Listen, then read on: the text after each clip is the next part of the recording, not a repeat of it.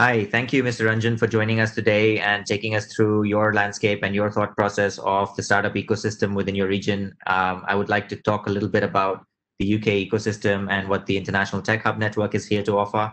I'd like to take this opportunity to introduce you to all the participants. Pleasure to be with you, Anubhav. Hello, everyone, all the participants who are watching this show.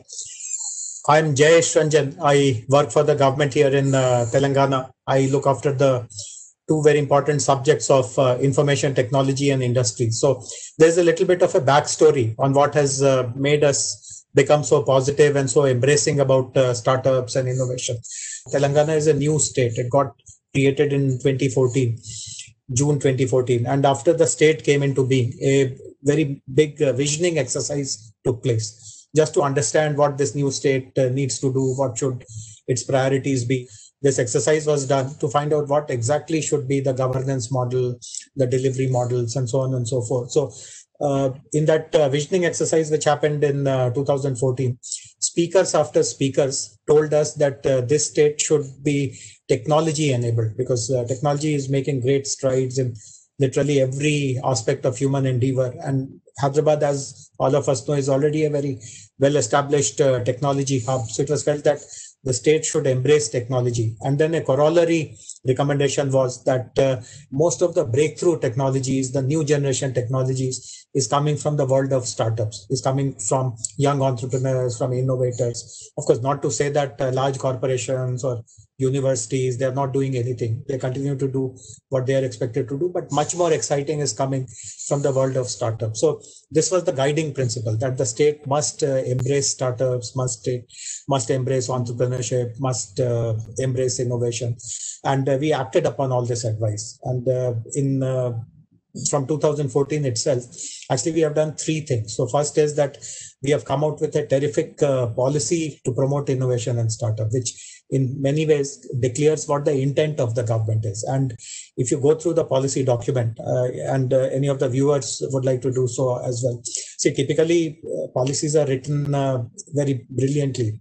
And this is something which people talk about India all the time, that the policies are great, but there is a huge gap in implementation. They look good on paper, but nothing actually happens on the ground. So we did it very differently. See, what we decided was that our policy should actually address the pain points which startups experience. And what we actually did was, in 2014, Hyderabad was not that vibrant and dynamic a startup hub as it has become now.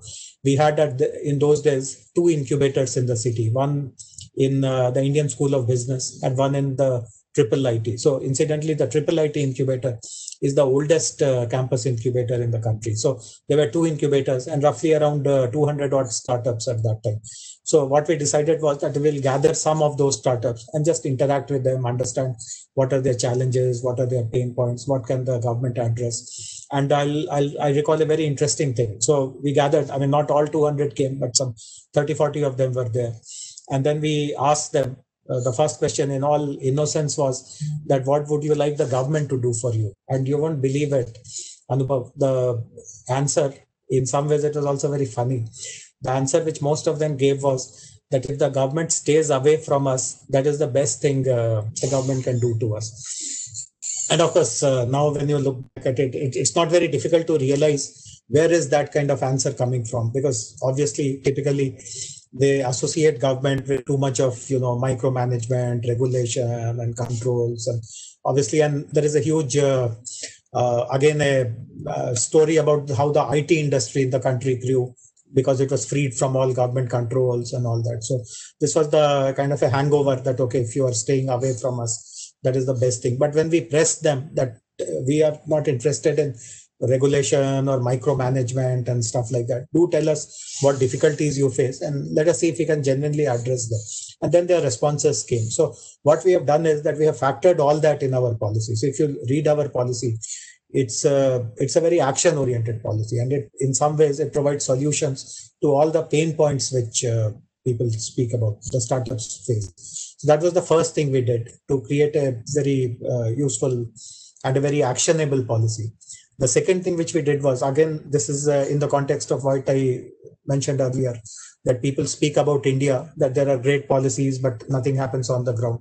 So if you dive deep, why is it that nothing happens on the ground? Typically, you will come across one very glaring reason. And the reason is that no one takes ownership of those policies. No one takes responsibility of implementing the policies. We take lots of interest and enthusiasm to write it in beautiful English and print it in glossy books, but no one takes responsibility to implement it. So what we have done in Telangana, and we take lots of credit for it, in my opinion, fundamentally, we have changed the game because of this particular decision. And that decision is that let us create institutions whose whole responsibility will be to convert the policy into action. We have created 7 institutions over a period of time. Each of them is responsible for something or the other. And the third very important decision, see, we have the policy, we have the institutions, and then at a very early stage, we realized that the talent to run these institutions does not necessarily lie within the government. In fact, there is no talent at all within the government to run such institutions. And therefore, we took a very fundamental decision that let us bring as many talented people as you can from the open market. And today, the 7 institutions that I speak about, there are almost 300 people who work in these, and all of them have been recruited from the open market on their based on their abilities, their merit, etc. So this is a 3-pronged thing: policy, institutions, and talent, which has served Telangana quite well.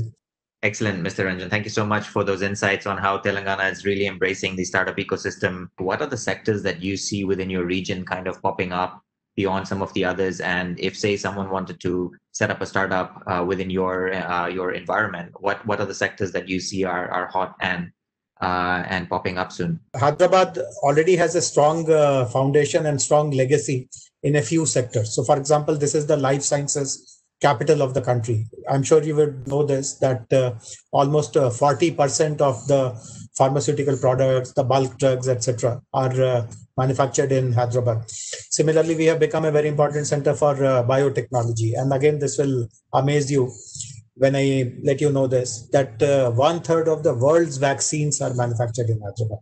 And now also, when we are all in the middle of this pandemic and this global race is going on to create this new vaccine, as you would know, 6 Indian companies are also in this race, and 4 of them have footprints in Hyderabad. They all either have a R&D facility here or they have a manufacturing presence here. So I'm very confident that tomorrow when the vaccine becomes available, there'll be some connect with Hyderabad or the other. So life sciences, healthcare is a very important sector where already lots of startup activities are happening. And a while ago, I told you that back in 2014, we had 2 incubators because of the work which we have done in the government to create that ecosystem. Today, we have 78 incubators, accelerators, and co-working spaces, and 9 of them actually focus solely on life sciences. So, and then there is a network also. Then Hyderabad again is a very important center for technology. This is a big IT hub after Bangalore, as we all know. And lots of tech startups have done quite well in Hyderabad, from Hyderabad, that is to say. Lots of fintech startups, lots of consumer startups, internet-focused startups, cybersecurity, and so on and so forth. Hyderabad has also emerged in the last, let us say, a decade or so, but in particular in the last 5-6 years, as a very important center for digital entertainment technologies. So animation, gaming, VFX, multimedia, VR, AR. This is again a very important area where there's a good ecosystem. And startups who work here in these sectors, they have very easy corporate connect and so on and so forth. We also are positioning ourselves as an important hardware startup, prototyping. So I don't know whether you are familiar with this or not. In a month from now, or possibly month and a half from now, country's largest prototyping facility will be up and running. It is called T-Works. It's a 80,000 square feet facility where all kinds of tools and machines and equipment which will help you to do prototyping that will be made available. And lots of makers, some of the most talented makers of the country have been recruited by us, who are going to guide startups and enthusiasts and hobbyists. So incidentally, while the building is getting ready and it will be up and running in a month and a half, as I said, particularly for this COVID management purposes, the team, the big team of makers and the startups who are connected with them, they have already started working on lots of these COVID related products. And one of the amazing success stories has been a low cost ventilator. And agriculture is also very important. Agri-tech is also a very important sector because Hyderabad has amazing institutions to support innovation, right from international institutions like ICRISAT and so many others. And when I spoke to you about the institutions that we have created, one institution to support innovation and entrepreneurship is called RICH, the Research and Innovation Circle of Hyderabad, RICH. And what RICH does is that Hyderabad, like Bangalore and perhaps Calcutta and Bombay and a few other cities, has a plethora of terrific R&D institutions, government promoted ones, private promoted ones. But in the past, what we would observe was that their doors would typically be very difficult to open for a startup. So what RICH does is to help startups connect with these R&D institutions. So if you require some lab facility, if you want some mentoring from some domain expert, RICH organizes all that. So that is again an advantage which we offer in Hyderabad. Excellent. Thank you so much, Mr. Ranjan, for more insights on the various sectors that you see popping up within the Telangana space as well. The UK India Tech Hub as well, just for overall knowledge, has also been set up to help entrepreneurs accelerate their businesses and turn into fundamental businesses so that they could be funded in the future.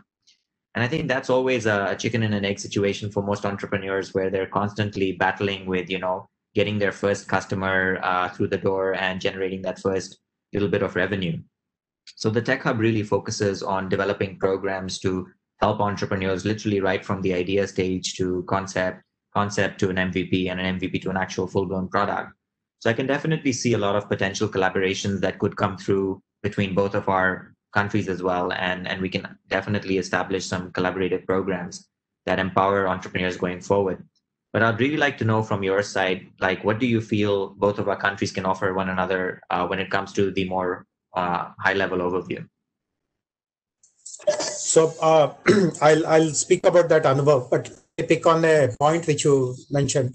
You spoke about the challenge of acquiring the first customer.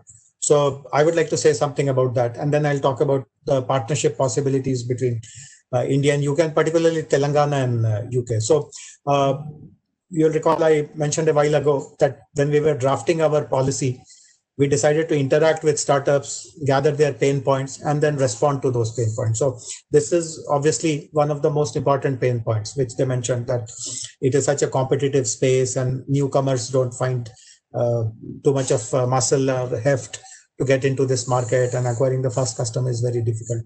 So the response which we have given to that in our policy, and obviously subsequently through action also, our policy guarantees that if you are a homegrown startup, meaning that if you are incubating in Telangana, and if you have a product or a solution which is of relevance to the government, then I will procure it bilaterally from you. I guarantee that I will become your first customer. I mean, no other state gives this kind of a guarantee. In fact, when we announced this policy, Government of India was so impressed that it wanted this to become a nationally adopted policy. To come back to the other point you spoke about, the Indo-UK collaboration, or more specifically the Telangana collaboration. Again, I feel very happy to share with you that multiple conversations are going on between us and different parts of the UK government. Multiple agencies are facilitating these conversations. We already have the Office of the Deputy High Commissioner in Hyderabad, so their office facilitates, and the British Council facilitates some other discussions. The tech hub team, the DCMS team, they're all engaged with us, and multiple collaborations are being worked out. I won't say that anything has concretely materialized, but we are very close to achieving closure to some of these conversations. So few areas that we have identified which are eminently possible is, so I know that UK India Tech Partnership has selected Bangalore as a hub, has selected Pune as a hub for different things. So Pune, I guess the focus is on the automotive sector. So we have been discussing this with the concern in the UK government of looking at Hyderabad as their third hub for the aerospace industry. Hyderabad has a very thriving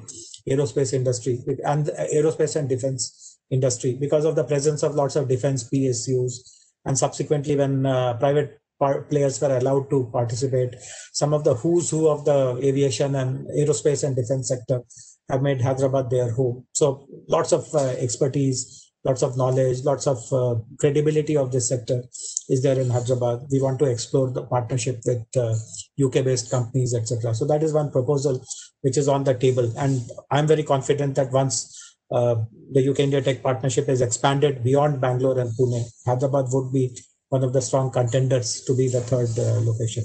Meanwhile, I'm happy to share with you that DCMS has already chosen Hyderabad to set up its tech center here. And again, due to this pandemic, we have been pushed back slightly. We have not been able to explore in detail what will be the focus of the DCMS's tech partnership. But I'm again quite confident that the sector that I spoke about, animation, gaming, multimedia, etc., that will be something which will be very promising. In fact, we are also in touch with 3 British universities to support this sector, particularly for capacity building, for talent development. And these are universities of Salford and Abertay. Abertay is in Scotland, and Manchester Met. So 3 universities are looking at opportunities to set up programs and activities here in Hyderabad. Manchester Met is also very keen to support this prototyping facility. Manchester Met has a great center which is called the Print City. They are, in my opinion, the best when it comes to 3D printing, etc. So since the T-Works is extremely aligned with the concept of 3D printing, we have initiated some discussions on collaborations there. Multiple things are happening. We are also very kicked at the graphene project, which is an important focus for the Manchester region, and they're looking at partners in India. We are again one of the strong contenders. Smart city, fintech are also opportunities that we are exploring with partners in the UK. We also have a MOU with the Landing in Manchester. You would know that Landing is a facility which encourages startups to kind of move into UK and explore the UK markets. So we have a corresponding program in Telangana, which is called T-Bridge. And the intent behind T-Bridge is that if there's a great startup in Hyderabad, in India, and it wants to explore an international market because of the strength of its product, then T-Hub will help you under this bridge program to reach there and then participate with the help of a partner organization. So in the UK, the partner organization is the Landing. So I see many things eventually converging in our Telangana UK partnership, and it's absolutely fantastic. Yeah, thank you so much, Mr. Ranjan, for giving us a little bit of overview in terms of how both sides could kind of contribute to one another. I would like to also announce that we also have our tech hub in Hyderabad now as well, and we have 2 full-blown team members active in the Hyderabad space as well. So you will definitely see and hear a lot from us in terms of programs that we will be launching over the next couple of weeks and months. But it will definitely be interesting to see how we can collaborate more at a state level and see how we can forge more relationships across the board. I would like to also talk to you a little bit about your focus for a post-COVID-19 world as well, and what is the state doing specifically from a technology standpoint to kind of like address some of the concerns of general citizens, or do you see a lot of entrepreneurs coming up with solutions to respond to COVID to make it a safer space, again, from the lens of technology?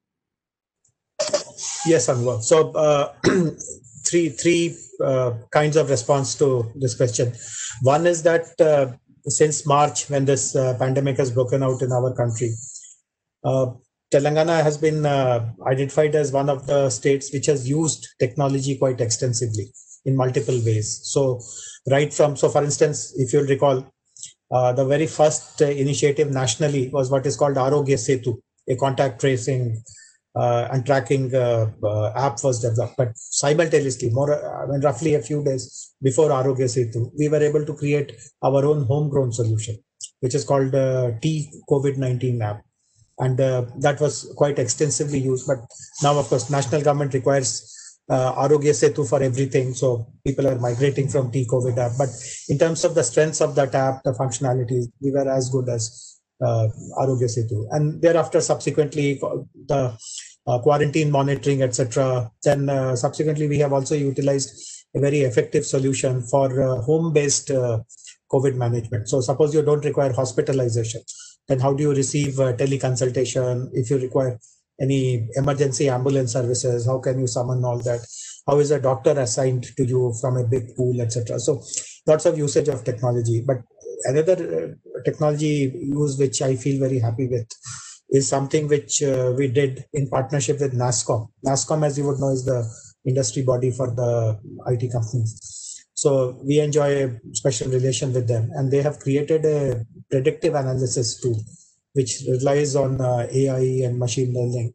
And with the help of data, which is already there in public domain, this tool can predict with very high levels of accuracy what will be the nature of spread, how many new cases will come, where will they come from. And because the tool was giving very good results, so Telangana was in fact one of the first states to open up or to unlock, as they say, much more and much before anyone else. Even before the national unlock guidelines started, I still recall from 1st of May, we permitted our industries, we permitted our IT offices to function completely as normal. No restrictions on number of employees, no restriction on shift timings. And so, of course, you have to follow hygiene norms, etc. No dilution on that. But besides that, we removed all the restrictions because the tool was telling us that new cases which come up in Telangana or in Hyderabad, they are not going to happen in industrial parks or in our IT campuses, etc., etc. Most of the new cases were predicted to come from containment zones. And that is how it has happened. Most of the new cases are actually coming from containment zones. So very useful applications of technology. And of course, I did tell you about the ventilator, which was developed by hardware guys. And then 2-3 startups came up with very good testing solutions, which also has been adopted. They have been recommended by the National Accreditation Board to offer that solution, which they have done in multiple states and to multiple organizations. So lots of useful work came out during this COVID time.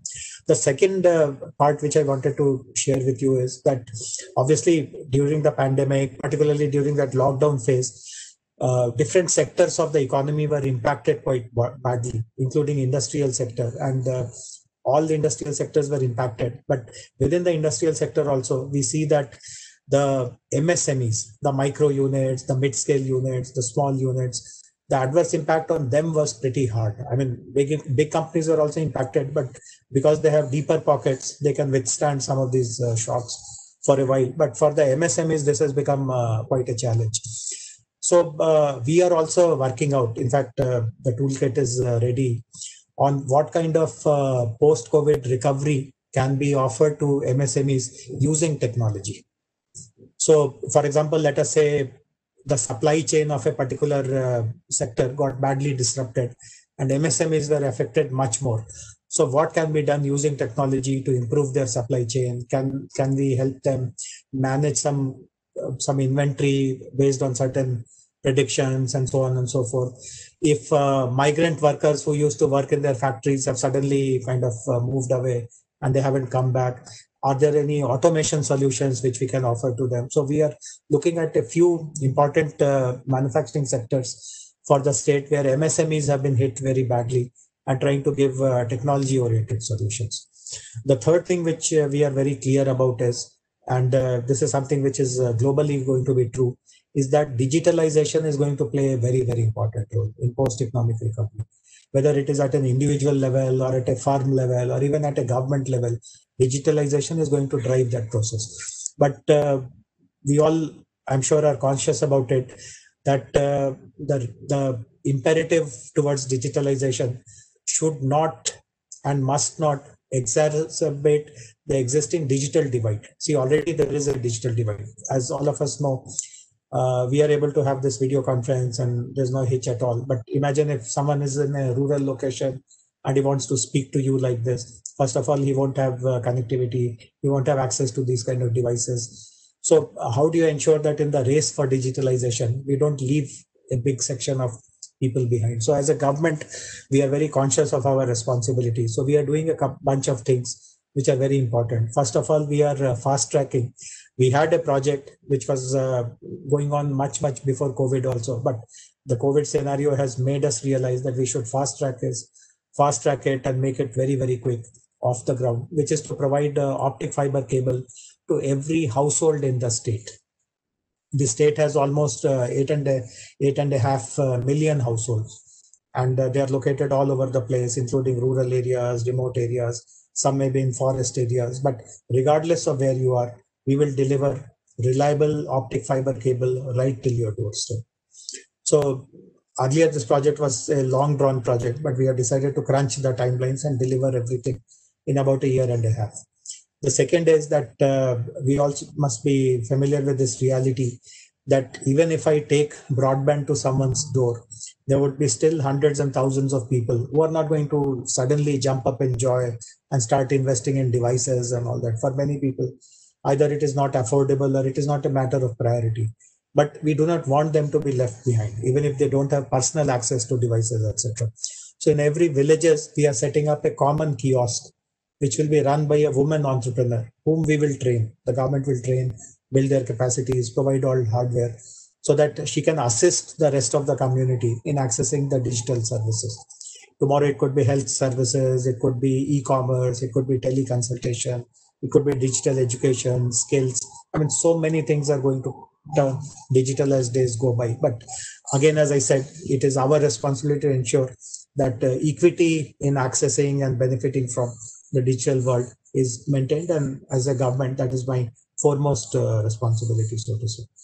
This is really great, Mr. Ranjan. I'm actually getting goosebumps when you're talking about some of the initiatives, especially, putting like a kiosk in some of the villages and getting some of our women entrepreneurs to kind of like lead that initiative. It's definitely needed in today's day and age. I'm just going to go back into our conversations where you talked a little bit about, competition here within the Indian landscape is also becoming more and more challenging for some of the startup founders here. And in the policy, you try to address that in the best way possible. One of the benefits of the UK India Tech Hub is that it's set up by the DCMS team in the UK, and we also have access to an international tech hub network, which comprises of hubs in South Africa, Nigeria, Kenya, Indonesia, Brazil, and Israel. And the benefit that we have within the tech hub is that we can take startups to some of these regions as well and amplify their service offering. And something that we've seen is common is that the ecosystems in all of these areas are pretty much the same, and they have the same sort of factors. So I would like to understand from your point of view, if you see a lot of startup founders within the Telangana region also looking at benefiting from such type of an opportunity. If they were given an opportunity to showcase their product or service in such a platform, do you think they would really benefit from it? And if you would call for applications, again, which sectors would you want to focus on? Definitely. This is a platform which will be of tremendous value to the startups here. And I'm sure there will be lots of mutual benefits by offering such a platform. So I'll be very happy to join hands and work together with the DCMS team to create useful platforms. If you look at some of the countries that you have spoken about, and of course, not to say that we are extremely dissimilar from them, but there is another very fertile area which we should look at, and we must prioritize that area particularly, in my opinion, which is on rural and social innovation. See, many of these countries that you spoke about, including parts of rural India as well, we should not shy away from admitting it.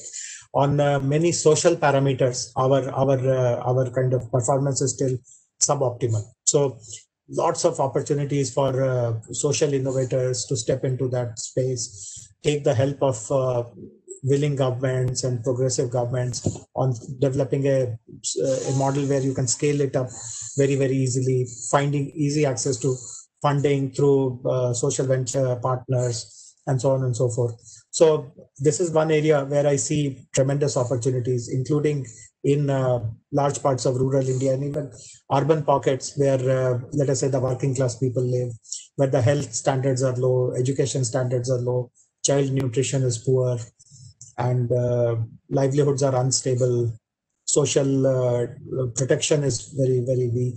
So since you asked this question, now you must be aware that Hyderabad has unfortunately received heavy rains in the last 10 days or so. I mean, never before has it rained so much over a period of, let us say, 50 hours or 56 hours. And unfortunately, lots of low-lying area has got flooded. Now, obviously, it's very distressful to see so much of misery. As it is, COVID was kind of bringing in so much of distress and anxiety. On top of it, you have added this flooding, etc. So, but if you see who has been impacted the most in these situations, it is again people who are living in working class kind of neighborhoods. They don't have livelihood stability. So even the inability to go for work for 1 day or 2 days or 3 days creates huge economic shocks. The fact that water has entered into their homes and swept away, whatever little meager stuff they had in their homes, that has left with absolutely no social protection. So lots of social innovation is possible in many areas, which we see playing out before our eyes literally every day. It may be in Hyderabad today, it may be somewhere else tomorrow, and so on. So very fertile opportunity to work on some of these important social challenges. And I do hope that the DCMS Tech Hub focuses on some of these priority areas as well.